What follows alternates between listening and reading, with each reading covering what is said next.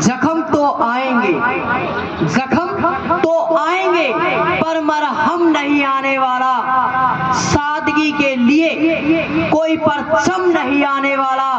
आगे आने वाली कई सदियां तरसेंगी, आगे आने वाली कई सदियां तरसेंगी। बाबा साहब जैसा कोई युग परिवर्तक नहीं आने वाला, बाबा साहब जैसा युग परिवर्तक नहीं आने वाला।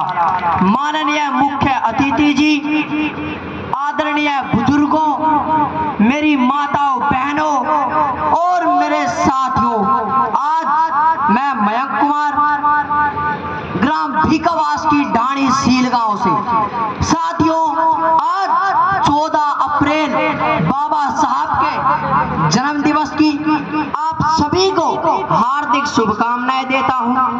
आप सभी का आभार व्यक्त करता हूं, हार्दिक अभिनंदन स्वागत करता हूं। साथियों, बाबा साहब ने कहा था कि हिम्मत से जियो, हौसले के साथ जियो, कर्म करो लेकिन कभी भाग्य पे भरोसा मत करो।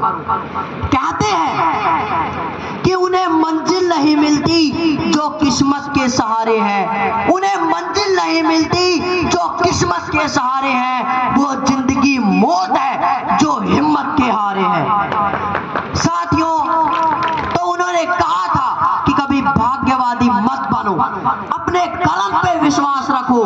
परिश्रम दुनिया की सबसे बड़ी चीज है।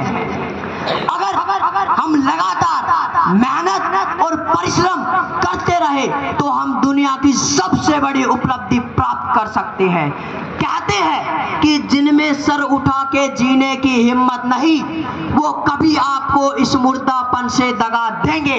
जिनमें सर उठा के जीने की हिम्मत नहीं, वो कभी आपको इस मुर्दापन से दगा देंगे। ऐसी जिंदा लाशों का मर जाना बेहतर होगा। अगर ये जिंदा रहे तो समाज को कायर बना देंगे।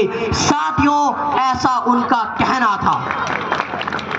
सोचिए, अगर आज हम जुल्म से लड़ते लड़ते शहीद हो जाते हैं, मर जाते हैं, तो आगे आने वाली पीढ़ियां तूफान बन जाएगी। और अगर हम डरपोक बनकर, कायर बनकर चले जाते हैं तो आगे आने वाली कई पीढ़ियों को भुगतना पड़ेगा।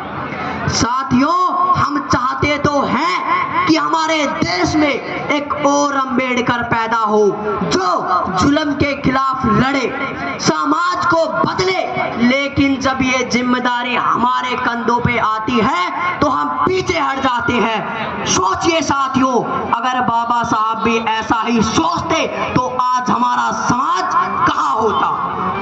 आज हमें जरूरत है बाबा साहब के विचारों पर चलने की, क्योंकि बाबा साहब ने कहा था कि शिक्षा, संगठन और संघर्ष से ही हमारा समाज आगे बढ़ सकता है। जीवन की कठिन सी राहों पर, जीवन की कठिन सी राहों पर मैं आशीष तुम्हारा चाहूंगा। जो राह तुमने है दिखलाई, मैं औरों को दिखलाऊंगा। साथियों, इन्हीं शब्दों के साथ मैं अपनी वाणी को विराम देता हूं और मैं आशा करता हूं आप सभी को मेरी बातें अच्छी लगी होंगी। इन्हीं शब्दों के साथ जय भीम, जय भारत, जय संविधान।